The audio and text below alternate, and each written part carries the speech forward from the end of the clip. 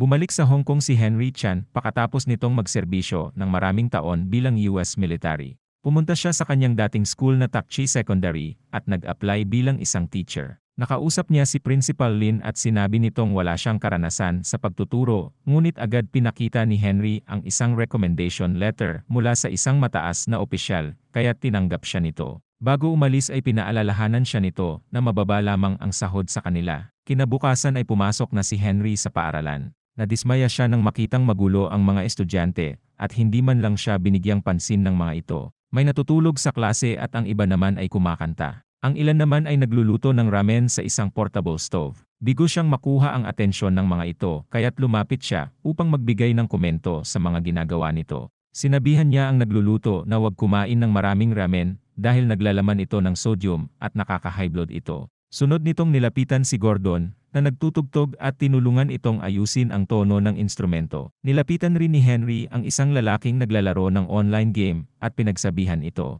Bago bumalik sa pwesto ay ginising nito ang natutulog na lalaki. Nang magsimulang makinig sa kanya ang mga estudyante, ay nagpakilala siya at isinulat sa board ang kanyang pangalan at numero ng telepono. Ngunit pinagtawanan siya ng mga ito dahil sa kanyang sulat kamay. Muli siyang hindi pinansin ng mga estudyante at bumalik sa kani-kanilang ginagawa. Dahil dito ay kumuha si Henry ng rubber band at chalk at pinatamaan ang fire sprinkler upang muling makuha ang atensyon ng mga ito. Nang makuha ang atensyon ng mga ito ay masayang binati ni Henry ang kanyang mga estudyante. Pagkatapos ng klase ay tumambay ang 5 magbabarkada upang manigarilyo. Nakita ni Gordon na tinitingnan ni Jack sa cellphone ang gusto nitong babae na si Jenna kaya't inasar siya at pinagpasapasahan ang telepono. Naabutan sila ng mga basketball player. Inasar ni Jake ang magbabarkada dahil nasa lowest class sila at nagkagulo ng batuhin nito si Bruce ng bola at nagalit si Jack. Pinanood nila ang practice game nila Jake at nakita nila kung paano pormahan ni Jake si Jenna. Pasimpleng pinagulong ni Jack ang bote upang matumba si Jake, kaya't pinagtawanan ito ng grupo. Ngunit lumapit ang English teacher na si Miss Liang at binigyan sila ng detention.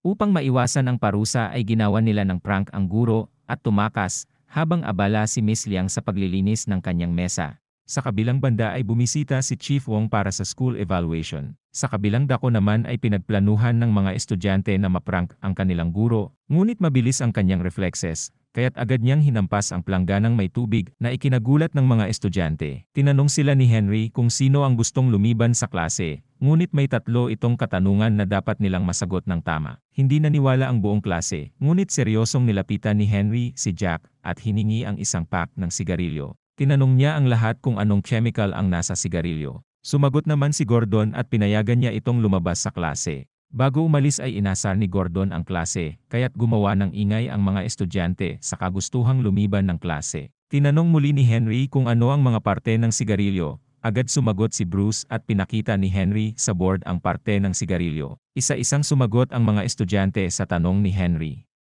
Tinuro niya kung paano nagiging masama ang paninigarilyo sa kalusugan. Ang mga estudyante ay nakinig sa sinasabi ng kanilang guro at lahat interesado sa sinasabi nito. Hanggang sa tumunog ang bell hudyat na tapos na ang klase. Sa meeting room ay nababahala si Principal Lin dahil sa desisyon ng Education Bureau dahil walang na-admit na estudyante sa university na galing sa Tak Chi Secondary School kaya't gustong ipasara ang paaralan. Sa kantin ay pinag-initan ng isang grupo ng basketball team si Bruce at pinatid siya nito kaya't nagkagulo ang 2 grupo. Inaasar ni Jake ang kanilang grupo na isa sa kanila ay walang magulang kaya't nagalit si Jack at sinipa ito sa dibdib at nag-umpisang magrambulan ang 2 grupo. Sa kabilang banda ay pinatawag ni Principal Lin si Henry dahil ma-expel ang 5. Pinuntahan ni Henry ang muling nagrarambulan sa hallway ang 2 grupo. Pinakalma ni Henry si Jack kaya't nagalit ito dahil sa pagiging unfair ng mundo sa kanila dahil sila lamang ang ma-expel. Sinabihan ito ni Henry na mag-aral itong mabuti at ipakita sa lahat. Kinagabihan ay hinanap ni Henry ang file ng 5 estudyante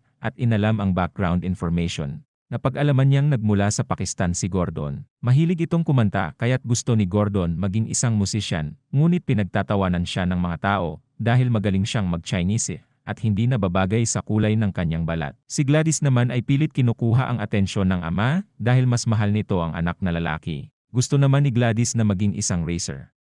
Ang kambal na si Chris at Bruce naman ay iniwan ng kanyang ina at sumama sa mayamang lalaki. Si Chris ay naadik sa video games upang makatakas sa realidad. Si Bruce ay may attention deficit hyperactivity disorder at hirap makapag-concentrate. Tanging gusto niya ay makaalis silang magkapatid sa bahay ng lasinggerong ama. Kinabukasan ay hindi pumasok si Jack sa paaralan. Pumunta siya sa kanyang trabaho bilang isang waiter. Narinig ni Jack ang pag-uusap ni Mr. Chong at ng kaibigan nitong MMA better na si Mr. Ying. Narinig ni Jack ang pag-uusap ng dalawa tungkol sa planong pagtayo ng luxury houses at mapapasama ang lupa ng Takchi Secondary School. Habang abala sa panonood ng horse racing si Mr. Ying ay kinuha ni Jack ang lighter nito at pinaghinalaan siya nito. Nang makuha ang lighter ay pinabugbog siya nito. Tiningnan ni Mr. Ying ang ID nito at nakitang estudyante siya ng Takchi Secondary School. Bago umalis ay iniwanan siya nito ng pera. Sa kabilang banda ay hinahanap ni Henry si Gordon at nakita niya itong hinahabol ng mga lalaki at ng kanyang ama dahil kinuha nito ang tiket. Akmang tutulungan niya ito sa mga humahabol, ngunit nang nalaman niyang may ginawa itong kasalanan sa ama, ay hindi niya ito tinuloy. Kinausap ni Henry si Gordon sa pagkuha nitong tiket, na pag-alaman niyang gusto lamang nitong pumunta sa live music. Tumanggi si Gordon na kumanta sa stage, at upang mamotivate ito ay kumanta si Henry, kaya't napasunod si Gordon, at sabay silang kumanta sa harap ng maraming tao. Sa kabilang banda ay umuwi ang ama ni Chris at Bruce at inutusan silang bumili ng alak, ngunit tinanggihan ito ng dalawa. Ginulo ng kanilang ama ang ginagawang homework ni Bruce kaya't umalis ito ng bahay. Kinabukasan ay pinuntahan ni Henry ang ama ng kambal at kinausap ito. Samantala tinuruan naman si Gladys sa kanyang assignment ng kapatid nito at nauwi sa harutan. Naabutan ito ng ama at sinabihan siya sa panggugulo sa pag-aaral ng nakababatang kapatid. Sinabihan siya nitong mag-ayos kinabukasan at ipapakilala sa anak ni Mr. Chu kahit ayaw ni Gladys. Umalis siya sa kanilang bahay gamit ang kotse ng kanyang ama at nakita niya ang kanyang guro na si Henry. Kinausap siya nito at pinagsabihan na mali ang ginawa dahil wala itong lisensya. Dinala siya ni Henry sa isang go-kart racetrack. Nagulat si Gladys na ama niya ang kanyang makakalaban. Nagkasundo ang dalawa na kapag nanalo si Gladys ay hindi na ito papakialaman ng ama. Kapag natalo siya ay tatapusin nito ang pag-aaral at magpapakasal si Gladys. Sa kalagitnaan ng kanilang paligsahan, ay nabunggo ang sinasakyan ng kanyang ama kaya tumigil si Gladys upang tignan ang ama ngunit may paparating na sasakyan kaya't agad nakaiwas si Gladys. Akala ng kanyang ama ay nasagasaan ang kanyang anak. Umiyak ito at sinabing mahal nito ang anak. Nilapitan ito ni Gladys at masayang niyakap siya ng ama. Sa kabilang banda ay kasama si Chris at Bruce na pumunta sa isang rehabilitation center. Nagulat ang magkapatid nang makita ang ama na kanilang interviewin. Isa sa estudyante ang nagtanong kung kailan siya nagsimulang uminom at sinabi ni Mr. Kwan na nagsimula ito nang iwanan sila ng asawa nito. Dahil sa nangyari ay nakalimutan niyang may dalawa siyang anak. Sinabi ni Mr. Kwan kung gaano niya kamahal ang dalawang anak at humingi ito ng tawad. Umiyak si Chris sa kapatid at dinamayan naman siya nito. Kinagabihan ay masayang tiningnan ni Henry ang family photo ni na Chris at Bruce. Sa kabilang dako ay nagsimula ng magtrabaho si Jack para kay Mr. Ying. Binigyan siya ng maraming pera at inutusang lagyan ng gamot ang inumin ng fighter sa susunod na laban. Nag-alinlangan si Jack ngunit napilitan ring tanggapin ito. Sa araw ng laban ay tumaya si Mr. Ying sa pagkatalo ng kanyang fighter. Sumunod na eksena ay nilagyan na ni Jack ng gamot ang inumin ng fighter ngunit nahuli siya. Bago siya makapagpaliwanag ay binugbog siya ng mga ito at ikinulong sa locker. Maya-maya pa ay dumating si Henry sa lugar at hinanap ang kanyang estudyante. Pinaalis siya ng mga ito, ngunit narinig niya si Jack na humihingi ng tulong. Dahil dito ay inatake ni Henry ang mga kalaban at madali niyang napabagsak ang mga ito.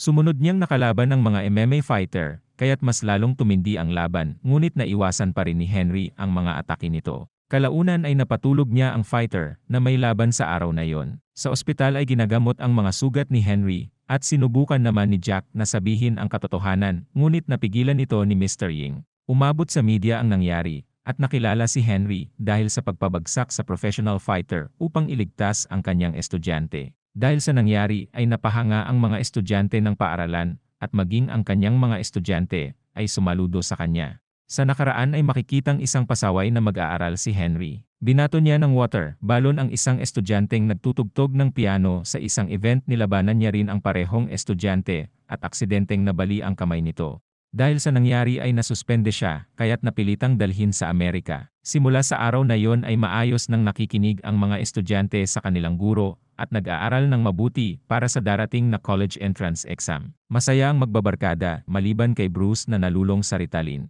Lumalabas na habang si Chris ay nahuhumaling sa video games, si Bruce naman ay nagsimulang magdroga. Dahil hindi siya makafocus ay bumagsak siya sa mock exam. Patuloy si Bruce sa pag-inom ng Ritalin drug at pag-alis ni Chris ng bahay ay umiyak si Bruce dahil mababa ang kanyang nakuhang score sa mock exam. Naisipan itong tumalon sa balkoni ng bahay, kaya't sinugod ito sa ospital. Nadiskubre ng doktor na na-overdose ito sa gamot kaya't kasalukuyan itong nakoma. Naging laman ito ng balita at sinisi sa paaralan at kay Henry ang nangyari. Pinatawag si Henry ng mga officials ng Education of the Board upang kausapin at evaluate bilang guro. Sa pag-alis ni Henry sa paaralan ay hinabol siya ng kanyang mga estudyante. Ang lahat ay umiyak sa pag-alis ng kanilang guro. Upang masuklian ang ginawa sa kanila ni Henry, ay pinagbutihan nila ang pag-aaral para sa darating na college entrance exam. Sa araw ng examination ay nakatanggap ng mensahe ang mga estudyante galing kay Henry. Nang magtipon ang lahat sa silid ay biglang dumating si Mr. Ying. Nilinlang sila ni Mr. Ying at plano nitong ikulong sila sa paaralan upang hindi sila makarating sa examination sa tamang oras. Ginawa niya ito upang makaganti kay Henry. Nalaman ni Henry ang nangyari kaya't pumunta siya ng paaralan. Pagdating ng paaralan ay agad kinalaban ni Henry ang mga tauhan ni Mr. Ying. Pinalabas niya ang mga estudyante at mabilis na tumungo sa examination hall. Naiwan si Henry na nilalabanan si Mr. Ying. Sinabi ni Mr. Ying na siya ang nakaaway niya noon nung mga bata pa sila. Dahil sa pagkabali ng braso ni Mr. Ying ay hindi na ito nakasali sa mga music competition, kaya't nais nitong gumanti kay Henry. Sinubukang magpaliwanag ni Henry, ngunit muli siyang inatake ni Mr. Ying. Gumamit ng patalim si Mr. Ying kaya't nasugatan siya nito. Naagaw ni Henry ang kutsilyo at nagkaroon ng pagkakataon upang patayin si Mr. Ying ngunit hindi niya ito tinuloy. Humingi ng tawad si Henry kay Mr. Ying dahil sa mga nagawa niya noon. Sa kabilang banda ay umabot sila sa examination hall sa tamang oras at nakapag-exam. Pagkatapos ng ilang linggo ay nakapasa silang lahat at nakakuha ng mataas na grado. Sa sumunod na araw ay natanggap ni Jack ang permit para sa house allocation, habang tuwang-tuwa naman si Gordon dahil may nakikinig ng kanyang kanta. Si Gladys naman ay in-enroll ng kanyang ama sa driving test at binigay ang susi ng sasakyan. Sina Chris naman at kanyang ama ay masayang inuwi si Bruce sa kanilang bahay. Samantala natuwa naman si Principal Lin dahil nagbigay ng 20% funds ang Education Bureau. Muling bumalik sa pagtuturo si Henry at muling ginawa ang fire sprinkler trick sa kanyang mga bagong estudyante.